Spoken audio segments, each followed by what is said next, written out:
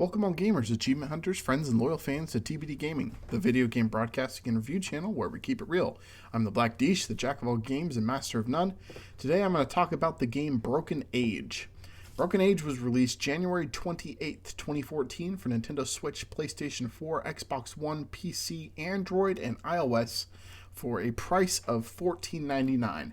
It was developed and published by Double Fine and Harebrained Schemes, and is rated E10 plus for crude humor, fantasy violence, mild blood, and mild language. This is a pretty small game as well. It's only about 2 gigabytes depending on where you download it at and or what platform you're playing it on. There are 45 achievements on Xbox for 1,000 gamer score. How long to beat has it rated 13.5 hours, which I think it might be a little bit high. True achievements right there, a little bit lower at 8 to 10 hours for 3,500 true achievement points.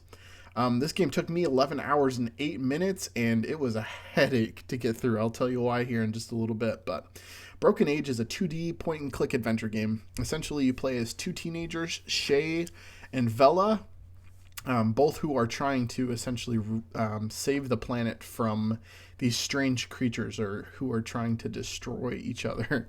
The game director for Broken Age is Tim Schafer, who also did Grim Fandango, if you have played that. They recently remastered Grim Fandango, which came out in the late 90s, but that's one of the greatest point-and-click adventure games of all time, in my opinion. The story of Broken Age is witty. It's a little bit eccentric. There are some weird things about it. But there are a lot of good things about it, too. I mean, the artwork is vibrant. The colors are beautiful. The characters are really lovable, and the game is honestly pretty funny. Like, I laughed out loud a few times playing this one. That's kind of rare for me. The bad things about Broken Age, and there's quite a long list here. Point-and-click games are a little bit tough on console. I would recommend maybe not playing this if you're playing with a controller. I played it on Xbox. I should have played it on my PC just because it was a little bit difficult to move the cursor around as fast as I needed to, especially for the speedrun achievement, but I'll get into that in a minute. There are 2 achievements in this game which will absolutely drive you bonkers if you're an achievement hunter. One of them is called Flawless Execution, and it requires you to get perfect timing on 10 of the rescue missions, and it's very difficult to do that. I attempted it dozens of times, and I finally ended up getting it, but I had to manually save my game after every single one in order for it to work properly. And my first playthrough, I didn't get this achievement. I had to go back and play it again just to get this one. But also, there's one achievement called Let's Get This Good Time Over With, which is a pretty clever name because it's a speedrun achievement. You have to finish Broken Age in under an hour, which was also extremely difficult and also required me to manually save my game. I'm not even joking, probably 150 times just to get this one done. I would play through a section until I was familiar with it, and then I'd play through it and manually save my game at the end of the 1 minute portion of the game, and then do that over and over for an entire hour. It was definitely a tough completion. Because of this, and because of the fact there's also an achievement tied to getting all of the other achievements in the game, completion percentage as of the making of this video is less than 3% on true achievement, which is very low.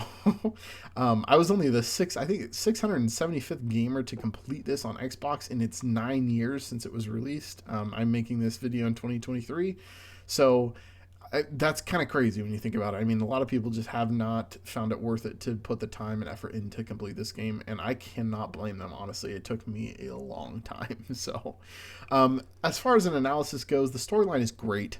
The gameplay is simple. There's not really a lot of it there. It's point and click, as you well know. The mechanics are good. The graphics are decent, and I would say it's pretty difficult, especially for those 3 achievements that I highlighted. Is the game worth the price? Depends. If you play it to just enjoy the story, I would say it's worth the $15. If you don't want the achievements, then yeah, I'm sure you might be able to justify buying it. If you do, if you are an achievement hunter, I would say probably just stay away from this one. It is on Game Pass though, so if you have Game Pass, and it's free to play on Game Pass currently, the grind is barely worth the gamer score.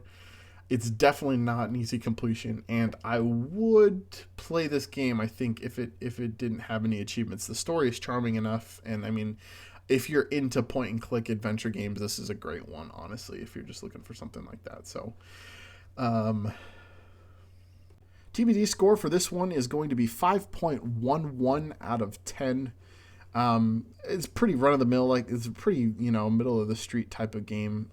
It's a good one if you like point and click adventures. It's not really my thing. I don't really love these types of games, but I think overall the story makes up for the annoying things that come with the gameplay and with getting all the achievements for the completion. But that's all I have for Broken Age. If you liked this video, please do like and subscribe, as well as if you'd like to see more content from me, you're more than welcome to follow me on at the Black Dish on Twitch.